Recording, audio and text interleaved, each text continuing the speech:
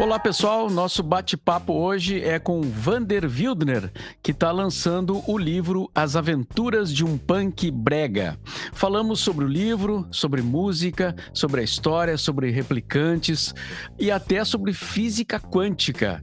É isso mesmo, Vander Wildner aqui no The Borba Cast. Te inscreve aqui no canal. Com vocês então, Vander Wildner, direto de alguma praia do litoral brasileiro. Eu fiquei sabendo do teu livro pelo Gerbasi. O Gerbasi fez um post no Facebook, né? Falando do teu livro, Histórias do Punk Brega. Não, Aventuras de um Punk Brega. Aventuras de um Punk Brega, é diferente. E aí eu disse, pô, o Vander tá lançando um livro, que legal, não sabia. Achei genial tudo, a ideia, a capa. Imagino que o conteúdo também. Não tive ainda o acesso, né? Mas já tô louco para ler. Quer dar uma resumida no que o livro vai nos trazer? Não. Não vou falar nada. Porque uma das coisas que eu acabei descobrindo quando fui escrever o livro era mais sobre literatura. E ficou para mim bem claro o mistério que é ler um livro, né? Esse livro, ele na verdade, ele vem muito do primeiro livro que eu li, que foi A Ilha do Tesouro, de Robert Louis Stevenson. E, obviamente, é um livro que me marcou muito, porque Sim. eu li ele criança e hoje eu vejo o quanto a minha vida foi influenciada por aquele livro também. É uma das coisas que eu percebo, assim. E o mistério da literatura é que o ritual de ler um livro, né? Tu pegar um livro e deitar numa rede, embaixo de uma árvore, naquela tua poltrona preferida. Esse ritual, ele é incrível. E no caso da música, a gente se lança uma música antes do disco e tal, né? É uma coisa comum. Mas o livro não, o livro é algo completamente diferente, assim. Então, claro que quando eu lancei o projeto de financiamento coletivo, eu acabei colocando um trecho do livro, né? Porque se fazia necessário, eu estava pedindo apoio para as pessoas, então eu tinha que colocar um pouco do livro para dar alguma coisa, né? Mas eu não costumo, assim, depois que eu lancei, eu não costumo comentar ele sobre o que é ele. São aventuras de um punk brega. O punk brega é um personagem criado por mim, né, na minha carreira solo. Então são aventuras desse personagem. Sim. Né?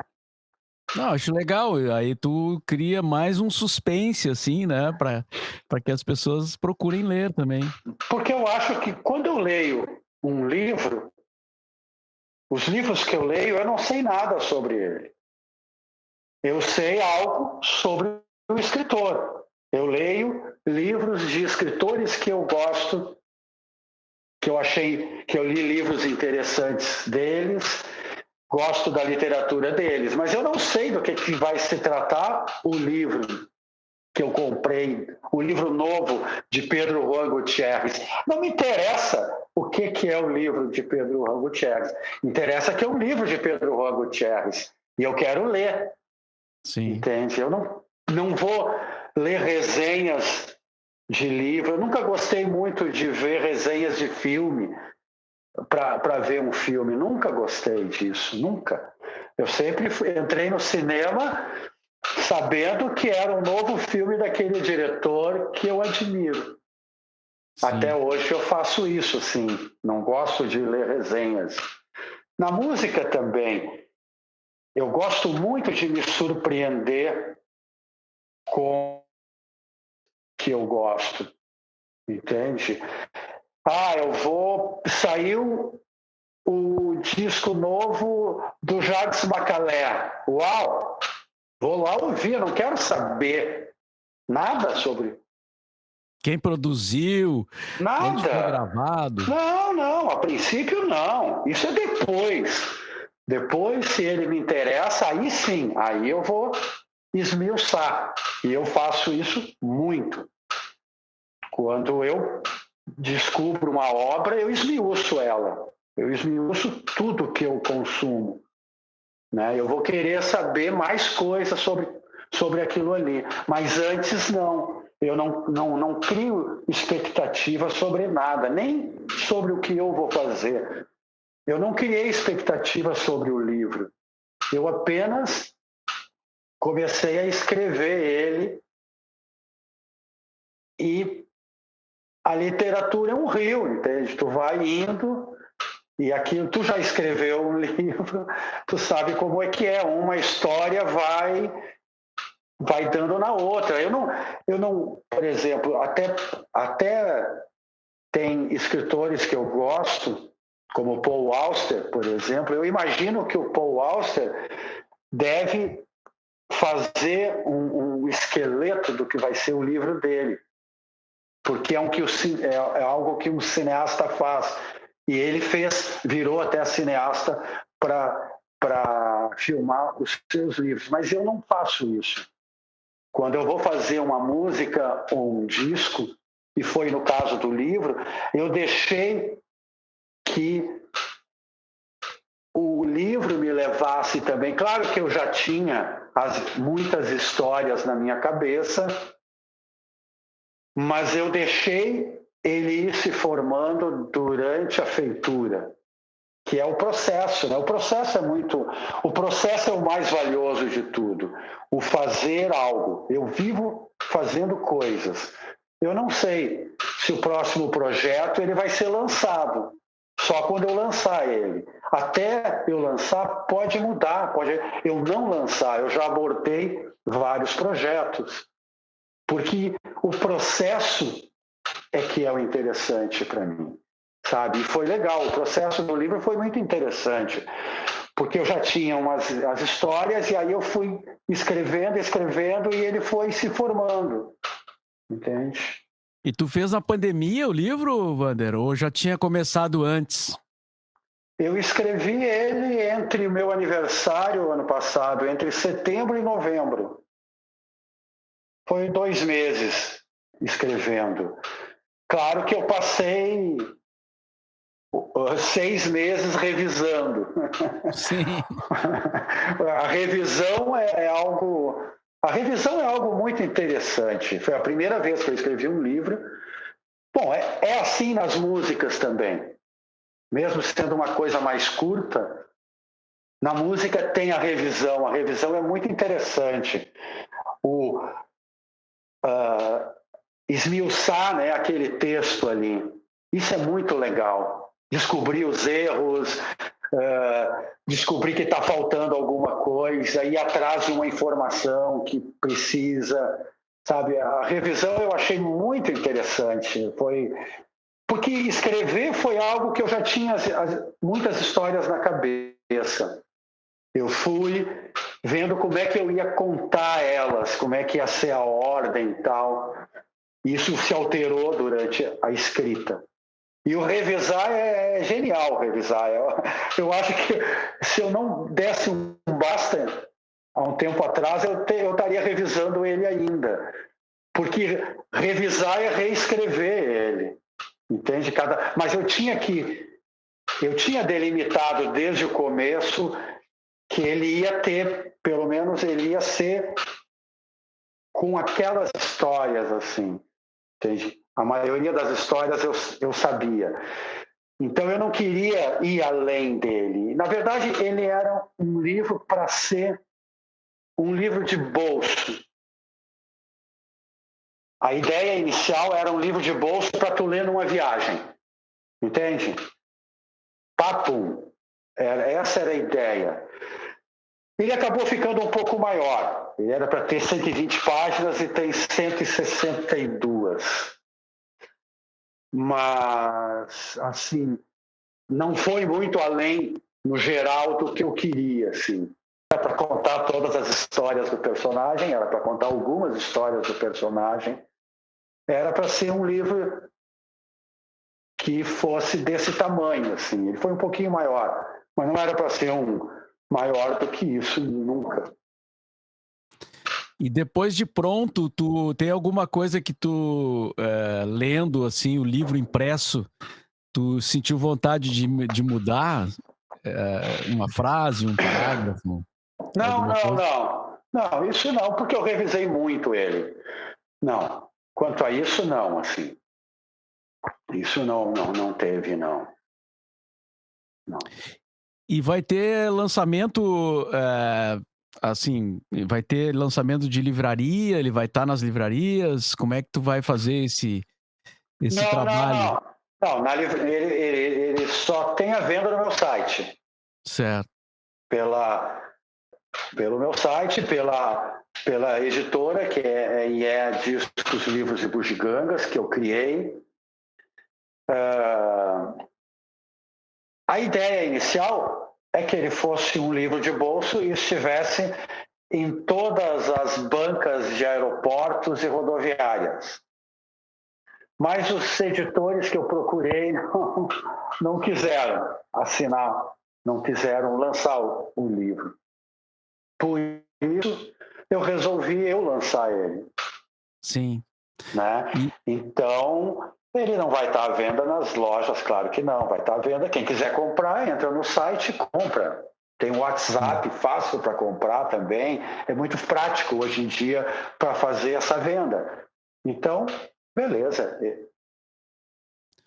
E aí tu tem a vantagem de que o valor de venda é todo teu, né? Porque a editora fica com, em geral, 90% do É, valor de capa, né? exatamente, exatamente. Esse aí foi o ponto final, assim. Na verdade, eu queria lançar por uma determinada editora até por causa da distribuição, por ela ter uma grande distribuição. Sim. Mas não quiseram. Aí eu tenho que fazer do meu jeito. E o meu jeito está sendo ótimo. Vou talvez vender menos livro, ok. Mas para mim não é a quantidade que interessa, é o processo inteiro. Se eu tivesse uma editora a fim de lançar ele e distribuindo ele legal, seria uma ótima parceria. Entende? Não é só pelo fato de vender muito. Eu penso sempre no processo todo, né? Por que a gente não lançava discos por gravadora? Porque a gente sabia que para a gravadora interessava só o dinheiro e não a parceria que tu quer. Tu quer um casamento bacana, entende? É essa a história. Então, já que as editoras que eu procurei não se interessaram, eu fiz a minha própria editora.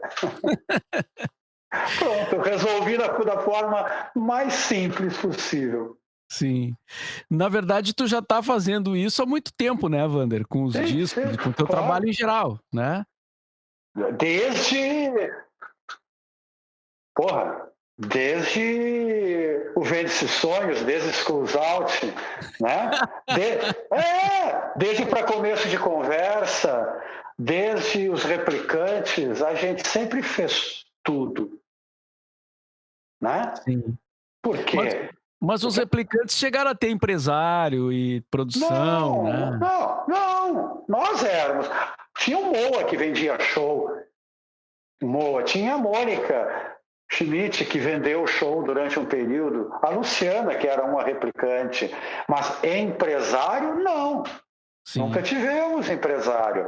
A gente montou a Vortex, que era a nossa própria produtora. O Mo era um amigo, a Mônica era uma amiga, entende? Era uma coisa, era nós, era o grupo. E a gente sempre, os replicantes, uma grande característica é porque a gente fazia tudo. Entende? A gente, todo o processo. Tanto é que o primeiro contrato, que é para o segundo disco, com a RCA, a gente não assinou o contrato que eles trouxeram para nós, que é ter o poder sobre todas as coisas, sobre as músicas, a produção do disco, dos vídeos. E aí eles tiveram que fazer um segundo contrato que consta tudo aquilo que a gente queria. Nós fizemos eles trabalharem para nós. Sim. E é uma coisa, algo bem raro no mundo fonográfico. Sim. No próximo livro, eu talvez conte essa história por detalhes, que é muito interessante. Eu conto até ela por cima no livro, porque o nosso contrato é algo incrível. Não sei se existe outro artista que fez um contrato à parte, batido à máquina, com uma gravadora, e não assinou aquele contrato convencional que eles têm. Sim. É muito interessante isso. Tu falou aí num período Vende-se Sonhos, para começo de conversa. Daí eu tava olhando aqui na primeira edição do meu livro, que depois teve outra edição com outra capa, né? Saiu uma foto aqui que eu acho... Aqui ela tá bem pequenininha, não sei se vai dar para mostrar. De repente eu posso conseguir ela e depois inserir na gravação. Aonde tu tá numa fogueira com Augusto Lix, Ney Lisboa, Júlio Reni e o Pedrinho Santos, que era uma cena do Deu Pra Ti anos 70, né? Exato. Eu vou tentar mostrar aqui pra câmera, ó, a fotinho tá ali, ó. Provavelmente é uma foto do Gerbasi, porque era o Gerbasi que era o fotógrafo de cena do filme, do Deu Pra Ti. Essa cena é muito legal, eu adoro essa cena. E o meu personagem era o irmão do Jaime, eu fazia. E é muito bacana, eu tenho um carinho enorme pelo Deu Pra Ti anos 70, eu, para mim, considero um dos grandes filmes brasileiros, filmes em língua portuguesa. Até hoje, eu acho um filme a nível dos filmes de Glauber Rocha, sabe, do Cláudio Assis. Eu acho uma obra-prima o Deu Pra Ti anos 70. Mesmo assim, algo, não só porque eu fiz parte, mas por eu ter feito parte, eu sei bem como o filme foi feito em todos os seus, todo o seu percurso, e acho incrível ele, como é legal aquilo ali, aquela história, a nossa história contada na tela pelo Giba, nossos amigos, né? De uma forma magistral e muito musical, né? É um filme tremendamente musical, não só pelo show do Ney Lisboa, que pontua o filme inteiro, mas pelas músicas que nós ouvíamos, que fazem parte da trilha sonora, né? Do Rolling Stones, de todas as bandas que a gente curtia naquela época. É um filme muito musical, eu gosto muito. Tu diria que tu era um hippie naquela época, Vander? Vocês todos, na verdade. Eu um pouco mais, os meus cabelos eram mais compridos. Eu sempre fui muito um hippie, assim, porque eu gosto muito da vida na natureza, gosto muito de uma vida simples. Eu sempre carreguei a essência do movimento hippie, era uma coisa que eu curtia muito na época, muito, nos anos 70. E se aproximava muito de como eu vivia em Porto Alegre, da música que acontecia em Porto Alegre nos anos 70 na Rádio Continental, que era música folk, basicamente, tinha muito a ver com o que estava acontecendo, que tinha acontecido 10 anos antes, digamos, na América do Norte, né? Tem um reflexo muito grande do movimento hippie aqui. Eu percebi isso muito e sempre gostei muito. Da mesma forma como eu gosto dos índios, né? Os índios eu tenho uma admiração muito grande. porque é o ser humano numa versão mais primitiva ainda, né? O hippie, digamos, é uma visão moderna de um índio. Claro que eu estou falando uma coisa bem a grosso modo, mas eu vejo muita ligação, sabe, do primitivismo, da vida primitiva, a vida mais pé no chão. Eu acho o pé no chão algo muito fundamental para a minha vida até hoje. Eu caminhei na beira da praia 1 hora hoje, no final da manhã, porque isso me coloca em ligação com a terra. Entende? É uma questão energética muito grande e muito forte para mim.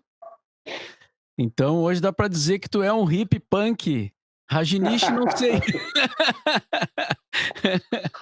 Eu acho que eu já misturei mais coisas, eu já fui bem além disso, eu já fui.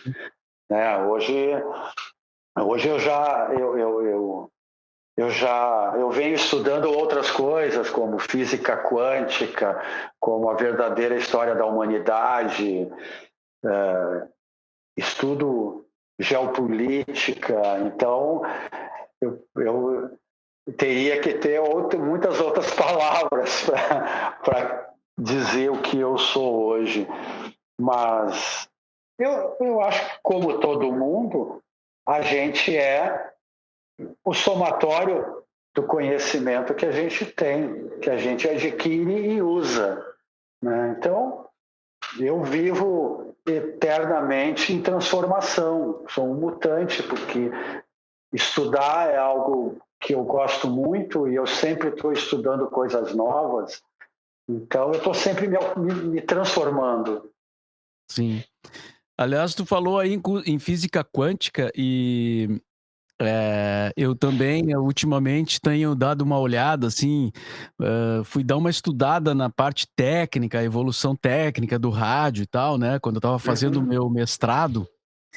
E aí me dei conta dessa coisa de que a física quântica foi fundamental para que se inventasse o transistor, né, e o rádio pudesse ser um veículo mais fácil, ficou pequenininho, funcionando a pilha, e isso fez o rádio explodir no mundo como um veículo de comunicação, né. Aham. E a história de ser, uma comunicação sem fio, né. Tu fala aqui, a pessoa ouve no radinho de pilha ali na esquina ou lá no meio do campo.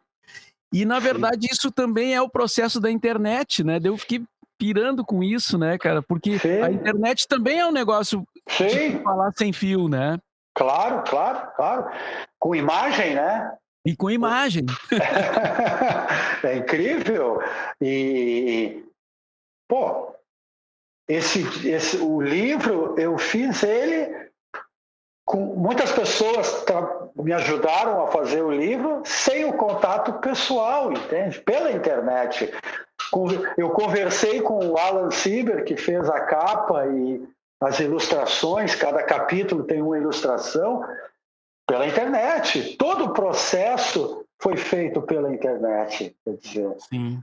é muito legal isso, é muito bacana. E tudo vem do rádio, claro. O rádio para gente que eu trabalhei muito menos tempo, eu trabalhei só 3 meses na Rádio Ipanema, mas eu venho de uma formação de rádio, porque o meu pai trabalhava na Caldas Júnior. E o meu pai ouvia muito rádio e ouve muito rádio até hoje. E o rádio era um companheiro dele. Ele sentava na mesa do almoço com o rádio ao meio-dia, pontualmente, e eu ouvia Sérgio Jockmann, Ivete Brandalize, Rui Carlos Osterman, Lauro Quadros, que tinham programetes de 5, 10 minutos na Rádio Guaíba, né? A rádio, para mim, é muito, muito fundamental. Assim. Eu ouço música pela rádio, né? Eu me lembro, eu conto no livro que teve um período que nós morávamos, eram 2 blocos de edifício que tinha um vão no meio, que a gente brincava ali, e eu me lembro de ouvir rádio dos vizinhos, sabe? Essa é uma memória muito forte, e eu via muito rádio do pai. Em certa época, quando o pai saía, quando eu fui crescendo, eu ia lá ligar o rádio escondido para mexer, aquele rádio grande, valvulado, né? Eu conto detalhes disso no livro, assim, o rádio é algo muito legal, até pelo fato de não ter imagem, é muito mais imaginativo, sabe? A música, de ouvir rádio nos anos 70, já adolescente, quase adulto, e era uma viagem. Eu ouvia as músicas de olhos fechados, deitado na minha cama. Eu viajava literalmente ouvindo. E imagino que tu fazia isso também, porque isso era uma coisa, meus amigos faziam, quando a gente conseguia comprar um LP, um vinil, nossa, botava ele. Não, ia ouvir com os amigos, a gente se reunia para ouvir, e em casa fechava as janelas, deitava na cama e botava um disco para ouvir. Muitas vezes eu fiz. Viagem ao Centro da Terra, de Rick Wakeman. Nossa, eu viajei muito só ouvindo naquela época. É demais, assim, a música é muito legal, é um mistério, né? E o livro também, porque são só palavras, e por mais que eu tenha contado uma história, quem está lendo vai juntar aquelas palavras com a sua imaginação e vai imaginar uma outra coisa. 1 mais 1 é 3. Na física quântica a gente diz isso. 1 mais 1 é 3, porque uma coisa mais uma outra coisa dá uma terceira coisa. Né? Então, esse mistério de tudo. O cara escreveu tudo no livro, tá ali palavra por palavra, diferente do som. Mas tu imagina o que tu quiser em cima daquilo ali. Tu faz a tua viagem dentro da viagem do escritor. O mistério da literatura. É incrível. Sim. Que ano tu veio morar em Porto Alegre, Evandro? Porque tu nasceu no interior, né? Eu nasci em Venâncio. Venâncio Aires. Com 64, 4, 5 anos. Com 4 então anos. Tu cresceu já em Porto Alegre. Eu cresci na Zona Norte, até os 18. Depois fui para o Bonfim. Venâncio Aires até os 4, Zona Norte até os 18, depois Bonfim, depois o mundo, planeta. Sim. E hoje tu tá morando numa praia. Não, eu me hospedo hoje. Tu tá um nômade, assim, tu tá indo. Eu tô um nômade, já faz um nômade, assim. E tem sido muito legal, porque tem a ver com como eu faço as coisas, como eu crio, como eu boto em prática as minhas ideias, assim. Eu sempre viajei muito, eu sempre vivi um tempo num lugar, aí acontecia alguma coisa, eu ia para outro, sempre foi muito assim. Agora eu já não... Antes eu até pensava, vou morar em tal lugar, montava uma casa em tal lugar. Aí ficava um tempo lá, não, agora vou morar em outro lugar. Deixava aquilo e montava uma outra casa. Hoje eu já não penso mais assim. Hoje eu me hospedo. Hoje eu digo, eu vou para tal lugar. E aí eu vou ficando. Agora, por tal motivo, eu vou para outro lugar. Eu já não considero que aqui é a minha casa. Não, aqui é apenas um imóvel que eu aluguei onde eu estou agora. Mas eu aluguei ele com móveis, com tudo. Nada é meu aqui. Né? Então, e isso cada vez tem sido mais legal. Não quer dizer que eu não resolva morar em algum lugar amanhã. Eu posso fazer qualquer coisa. Eu não penso no futuro. Eu vivo o meu presente fazendo coisas no aqui e agora. Certo. E quando tu vai para outro lugar, tu leva o quê? Uma mala e a guitarra? A guitarra e um violão. E o violão. Eu tô com a guitarra ali porque eu tô compondo o próximo disco e eu adoro tocar a guitarra desligada, porque eu não sei, me acostumei, a voz está mais alta, a guitarra desligada, ela fica em segundo plano, para compor é legal. Eu toco violão também, mas o violão tem um som alto, igual da voz, assim. E para compor, não, isso não é legal. Eu gosto que o instrumento que eu estou compondo fique em segundo plano e a voz fique em primeiro, porque na voz está a melodia está na voz, não está no instrumento. O instrumento, a guitarra e o violão, é um instrumento percussivo. Ali eu tenho a batida da música, mas a melodia está na voz. Então, eu adoro tocar com a guitarra desligada. Mas eu viajo com uma guitarra. Na verdade, essa guitarra eu comprei no caminho. Eu estava só com o violão. Mas é que tem isso de comprar e vender instrumentos. Isso é uma coisa que eu faço muito também.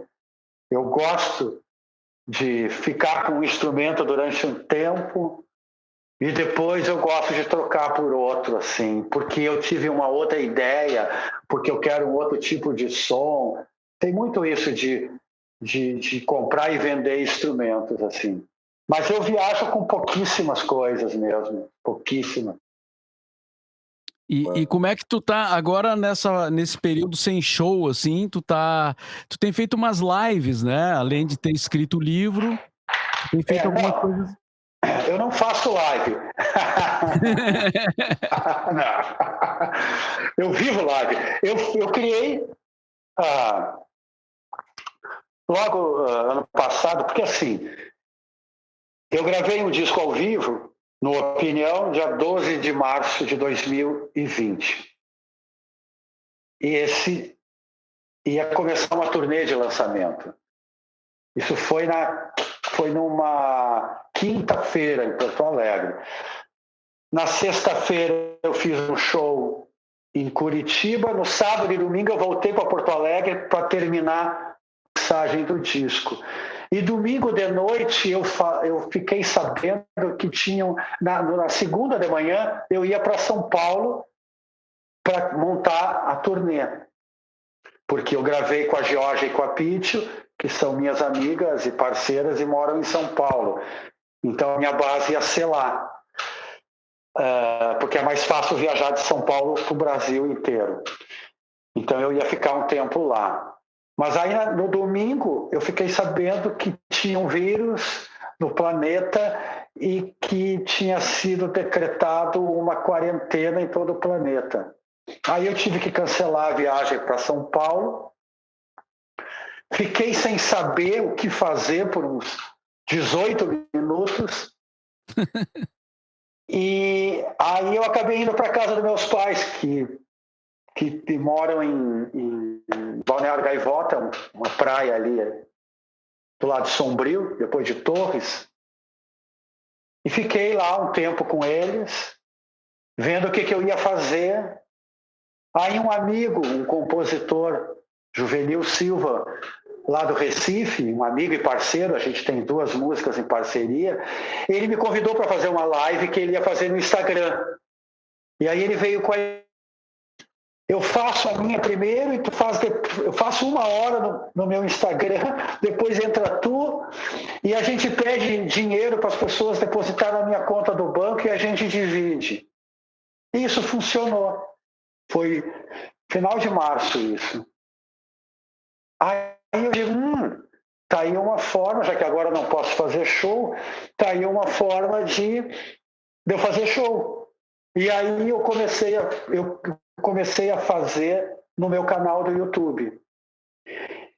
E uns 2 meses depois eu criei o programa Van Van Show, que era um programa onde eu conversava com os meus fãs que entravam no Superchat, mantinha um contato.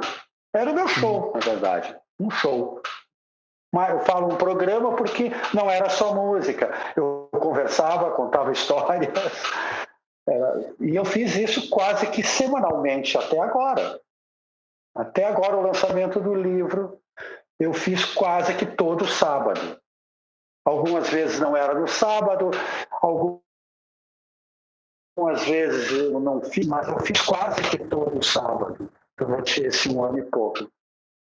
Chegou épocas, quando eu fui escrever o livro, eu tinha cansado, foi em setembro, eu tinha cansado de fazer, porque era olhar para a câmera, entende? Eu me cansei daquilo ali. E aí eu fui para o Nordeste, fui escrever o livro numa pequena praia da Paraíba, no litoral sul da Paraíba, porque eu tinha enchido o saco do frio. O inverno passado eu estava no Campeche e foi muito frio, muito frio. Mas só no final do inverno que eu digo, caramba, eu quero ir para um lugar mais quente. Aí eu pensei em ir para o Nordeste. Nossa, eu digo, como é que eu não pensei nisso antes? Eu poderia ter ido antes, não ter passado o inverno. Mas aí eu fui para lá e aí resolvi escrever o livro.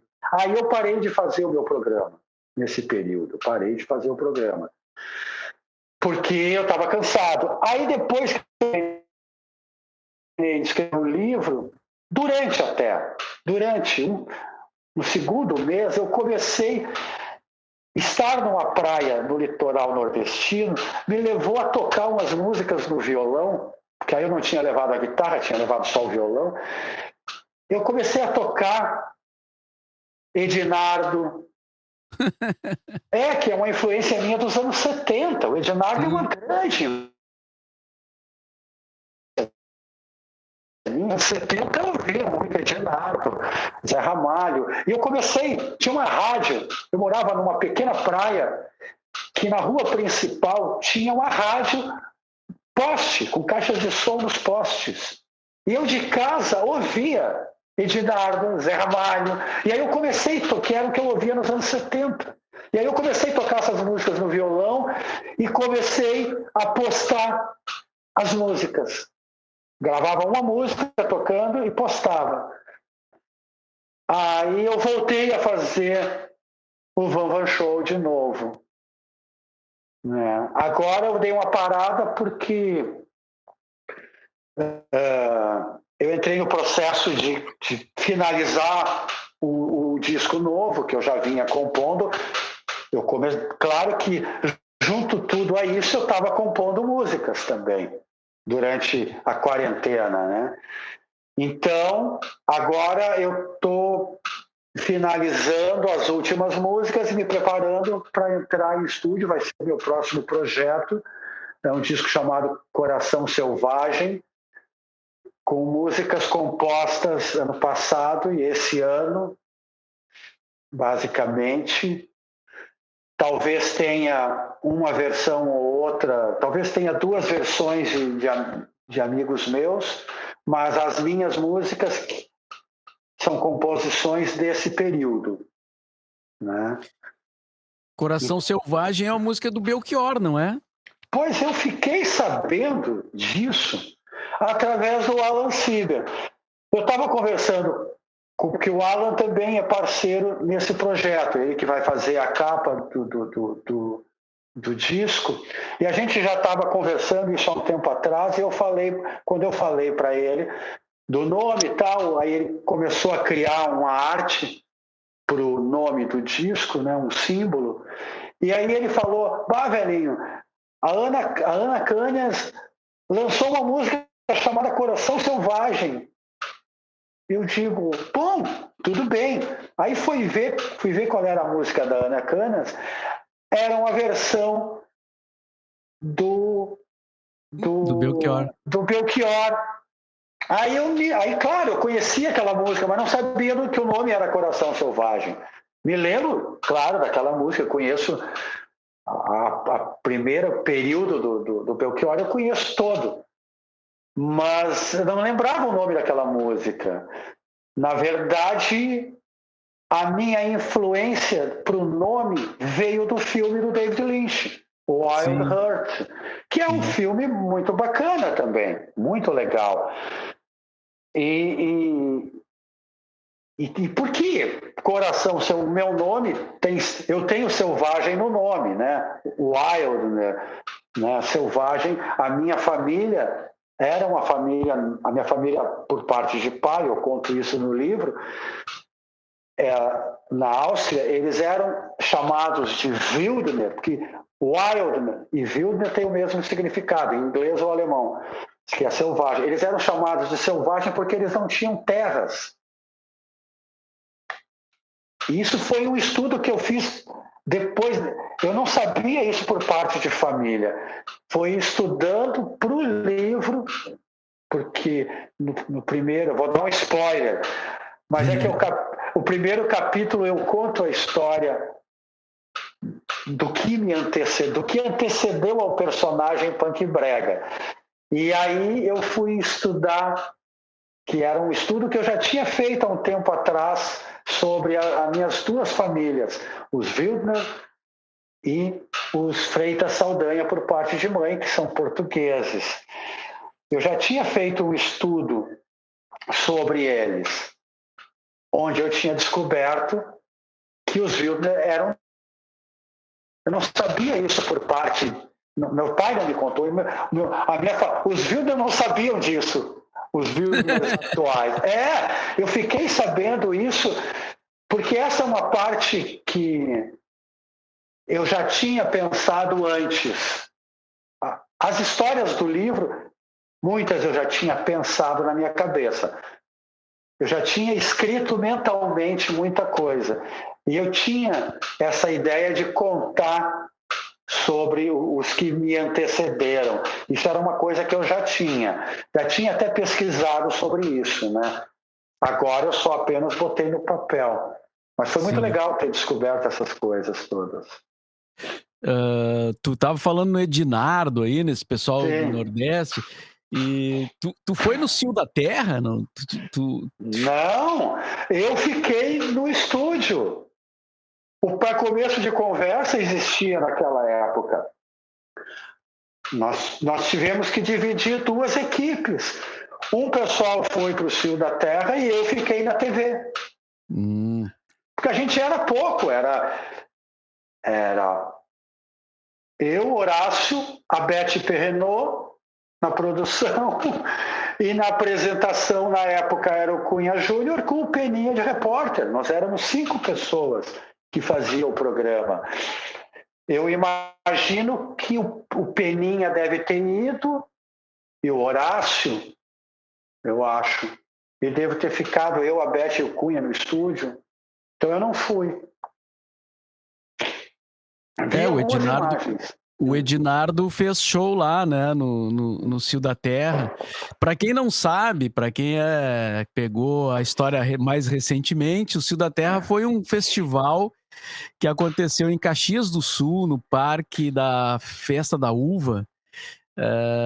E aí reuniu, assim, tinha debates, tinha palestra, tinha... Tu foi? Eu fui. Tu foi? Que legal! Putz! Tô falando com alguém que foi no Cio da Terra, caramba! Eu fui no Cio da Terra. Na época, eu tinha recém começado na Rádio Bandeirantes FM, que foi a rádio antes da Ipanema, teve a Bandeirantes, né? Sim. E aí eu entrevistei um pessoal ali da URGS que estava organizando o Cio da Terra. E achei a ideia legal e a gente fez um contato ali, depois eles me passavam informações e eu fiquei meio que como um canal deles para divulgar as coisas, assim, né? E aí, quando chegou o festival, eu fui, né? Fui de barraca. Que maravilha! Eu levei uma barraca, mas não usei a barraca, não foi necessário. Maravilha! Eu cheguei lá, montei a barraca, porque todo mundo estava fazendo isso, né? Sim. Mas aí apareceu uma situação lá, olha, vai ter aí uns quartos, parece que dá para usar e tal. Eu não sei como eu fui parar num quarto lá e minha barraca ficou lá o tempo todo sozinha. Muito legal. E já era uma época do Vende-se Sonhos, né? Eu já conhecia a Sim, galera do Vende-se Sonhos, sim. porque eu conheci também através assim do rádio, das pessoas me procurarem para divulgar as peças de teatro, né? Aham. O Treino à Flor depois teve, enfim. É. É uma longa história. E é muito legal. Pô, a forma como a gente fazia as coisas é a mesma forma como eu faço as coisas hoje. Eu faço, mesmo sozinho, eu faço coletivamente as coisas, entende? O meu processo sempre foi o mesmo, porque ele foi sendo sempre o mesmo. No Vende-se Sonhos, na TV, depois dos Replicantes, sempre foi coletivamente. Mesmo na minha carreira solo, eu sempre deixei. Os músicos que tocam comigo fazem o que querem. Raramente. Só quando eu tenho alguma ideia, eu digo, pô, no teclado aí, faz aquelas cordas que eu gosto nessa música aqui. Mas eu deixo muito o pessoal fazer o que quer na música. Entende? Eu não sou aquele cara que imagino toda a música. Não, eu imagino o bruto da música. Eu gosto de fazer. O processo coletivo, ele é muito importante para mim, sempre vai ser. E é dessa época, é a parte hippie da história, entende? É a parte índio da história, que é o coletivo. Todo mundo participa daquela história. É muito Sim. legal isso. Muito. Mas como é que tu deixava um cara como o Arthur de Faria fazer o que ele queria, cara? Me explica. Como? Como é que tu deixava um cara como o Arthur de Faria fazer o que ele queria? Pô, mas o Arthur é que eu deixo fazer o que quer, porque ele é muito criativo, entende? Ele é muito. Ele vem com. O Arthur acaba com as minhas músicas num bom sentido, entende? Ele vem com a ideia, porque ele é um maestro. Ele estudou música no nível mais elevado. Então ele me surpreende com as ideias dele. Ele vem sempre com alguma coisa que eu digo, caramba, isso vai ficar completamente diferente. Que legal, vamos fazer, entende? É muito legal. Muito Não, legal. claro que eu fiz uma brincadeira aqui com o nosso amigo Arthur, né? Sim, É que o Arthur claro. gosta de uns acordes diferentes, assim, né? Umas coisas Sim, meio sim. malucas. Mas ele, ao mesmo tempo, ele adora tocar comigo. Sim, Entende? Ele sim. adora fazer o punk. Ele adora. Porque eu acho que a energia que rola é muito boa. Sabe? Quando a gente está no palco, quando a gente está no estúdio, é muito legal a energia que aquele grupo emana. Principalmente no palco, onde a coisa é muito mais intensa, é uma vez só. No estúdio, a coisa é um pouco mais mediana. No palco, não. Entrou, pá. E ele gosta, ele se diverte muito fazendo punk com a gente. E isso são poucos eruditos que conseguem fazer isso. Poucos. E eu tenho um amor muito grande, a gente é muito amigo, e eu adoro fazer coisas com ele por causa dessa troca. Ele me colocou muito para tocar com outras pessoas. Aliás, ele faz isso com muita gente. Ele adora juntar duas pessoas de lados, né, bem distintos e fazer com que elas façam alguma coisa junto. Isso é muito legal. Sim. Não, e pelo que eu ouço ele falar, é recíproco, assim, né? Porque ele sempre fala muito bem, assim, da, da convivência contigo e de tocar contigo, e sempre fala com amor, assim, a história que vocês fizeram juntos, né? Nos Aham. shows e tal. Vander, a gente tem, as histórias são muitas, né? Mas agora então os teus projetos é finalizar esse disco. Tu vai lançar ele em disco mesmo? Sim. Em CD? Vou lançar em CD e vai eu só posso dizer só isso agora. Vou lançar ele em CD e em virtual. Ele vai ter no projeto de financiamento coletivo dele, ele vai ter recompensas em vinil. Eu descobri um pessoal no Brasil que faz vinil. Eles têm uma pequena máquina de vinil, então eles podem fazer uma unidade, 2, 3, 4. Então, vai ter uma recompensa no projeto que tu vai poder ter o disco em vinil, em 2 compactos duplos. Entende? Legal. Vai ter isso também. Mas vou lançar ele em CD, claro. Vou lançar para os fãs, né?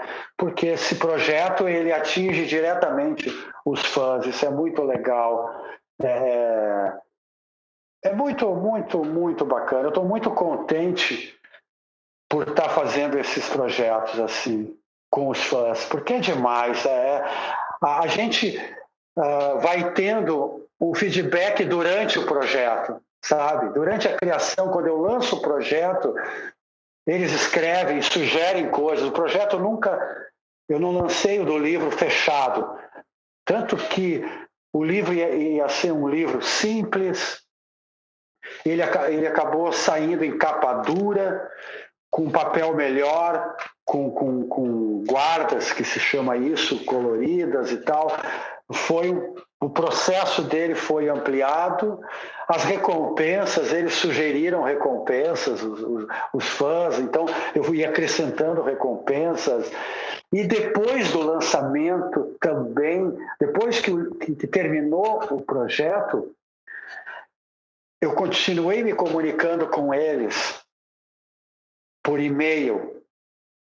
E agora, contando como estava indo, e agora, depois que eu lancei, que eles receberam a partir da semana passada o livro pelo correio, eles me dão feedback disso, do recebimento. Então é muito legal, sabe? É muito. Eu fico sendo alimentado por eles o tempo inteiro e eu estou alimentando eles com coisas novas também. Tem sido um processo muito interessante, coisa que não tinha antes.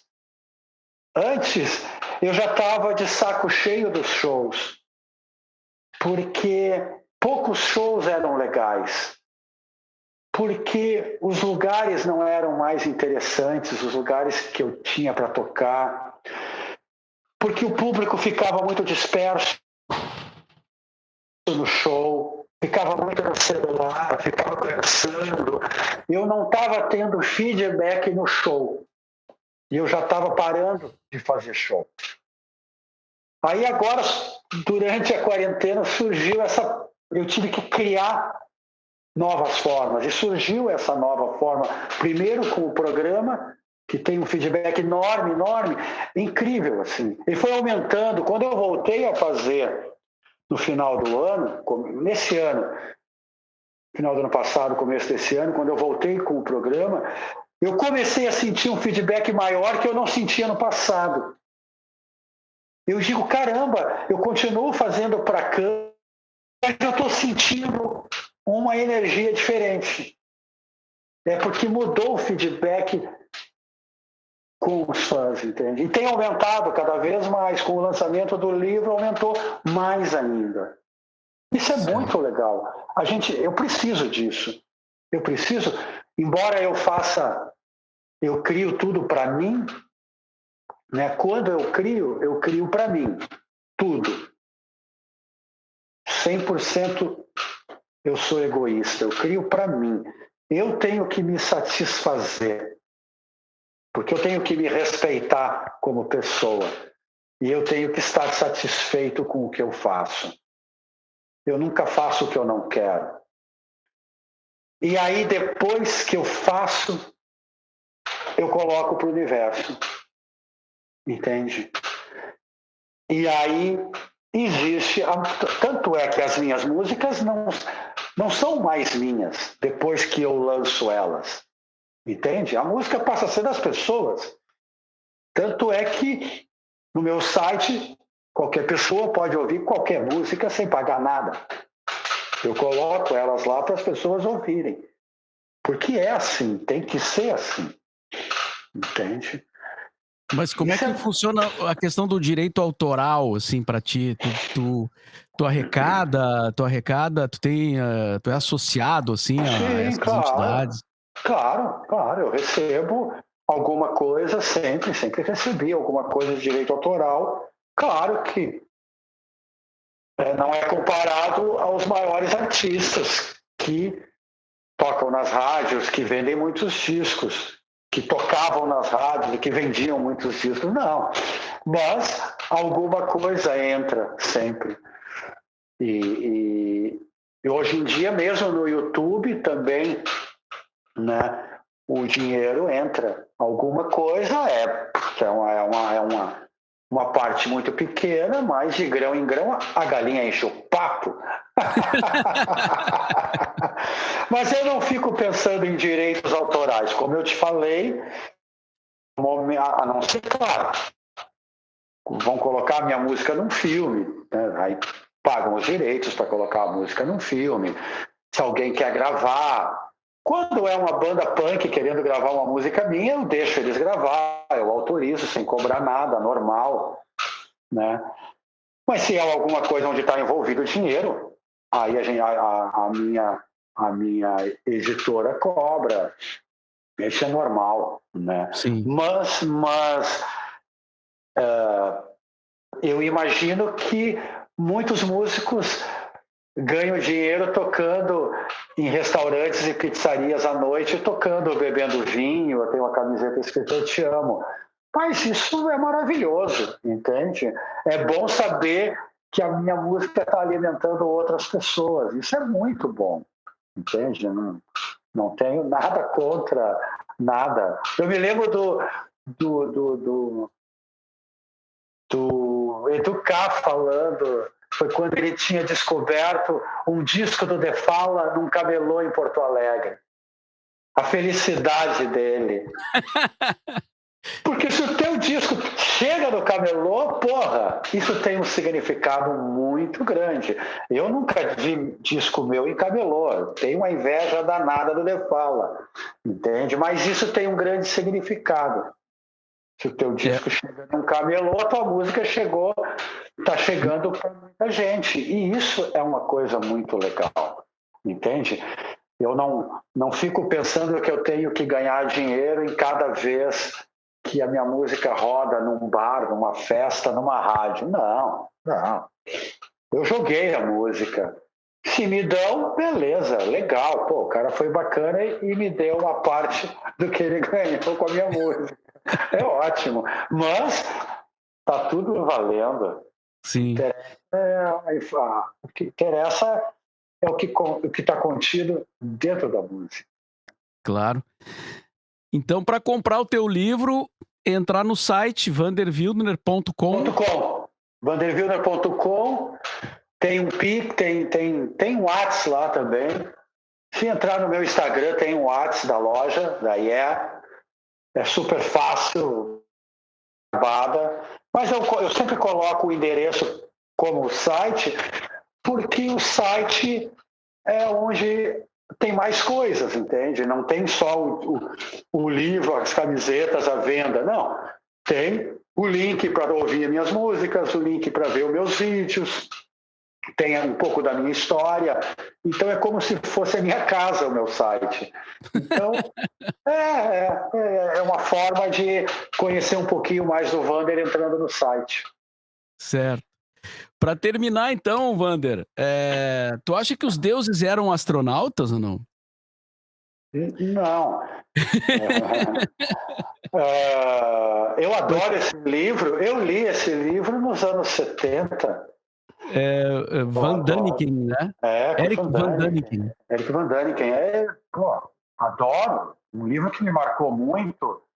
Eu estudei sobre os maias depois e tudo, mas eu acho que o que eu acredito vai muito mais além disso. Eu acredito que nós somos deuses, todos nós, e acredito e tenho certeza que existe uma infinidade de seres vivendo nesse universo que é infinito, entende? Eu estudo história. Eu tenho uma grande professora de história, que é a Maria Carmen Pereda, e com ela eu aprendi, eu fui além desse livro, entende? Com ela, ela tem um dos cursos que é a verdadeira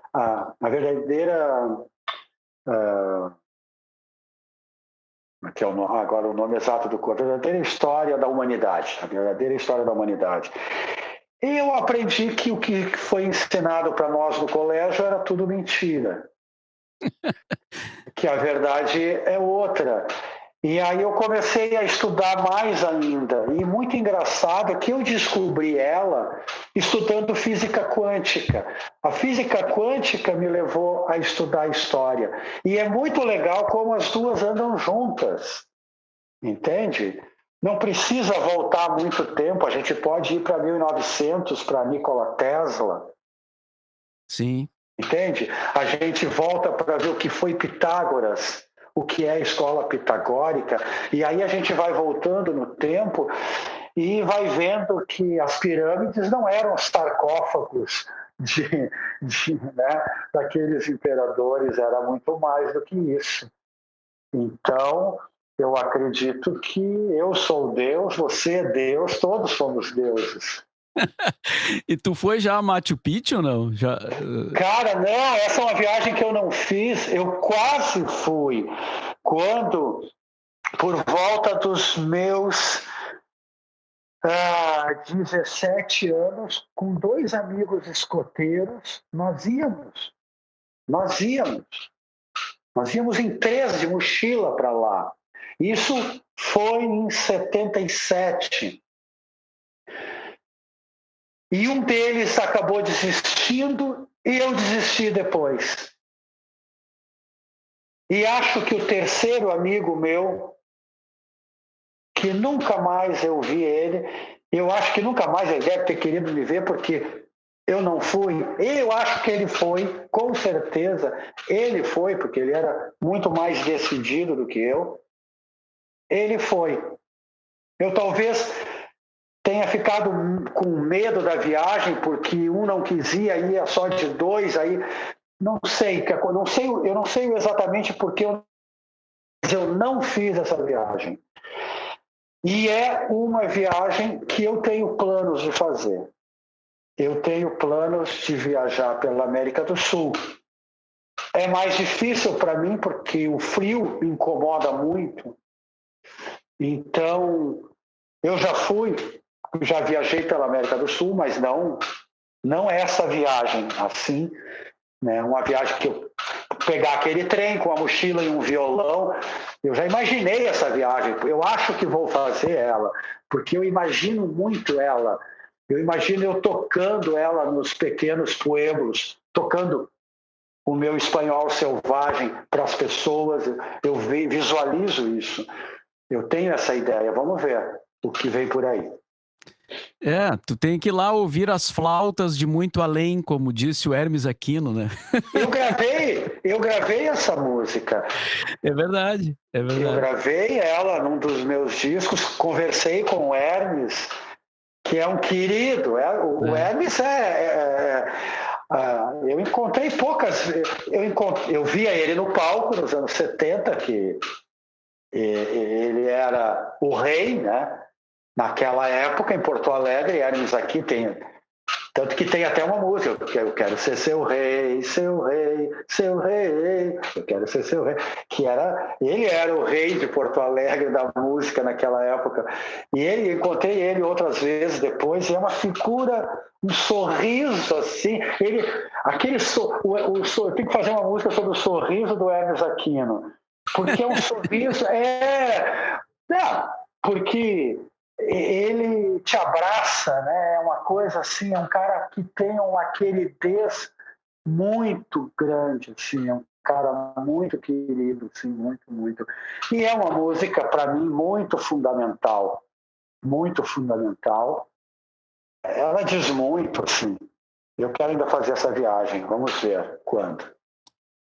Tu pode fazer show em Cusco, que é uma cidade que tem gente de todo mundo, assim, né? De todos os lugares do mundo. Sim, não, mas eu quero fazer também no trem, eu quero fazer nas paradas, sabe? A minha ideia dessa viagem é eu me comunicar através da música, sabe? Com o meu espanhol selvagem, a minha ideia é bem essa, assim. Eu nunca fiz uma viagem em que eu me comunicasse com a música. Eu sempre levava um violão, mas era eu, entende? Era eu falando. E essa viagem eu imagino ela diferente. Eu não imagino em conversar, eu imagino em tocar músicas e ouvir, claro, ouvir eles e tocar. Em vez de eu falar alguma coisa, tocar uma canção para eles. Vamos ver. Legal, boa viagem então. Obrigado. Muito bom, Wander. Foi um prazer te rever e que bom que a gente tem essa possibilidade, né, de se ver desse jeito, pelo menos, né?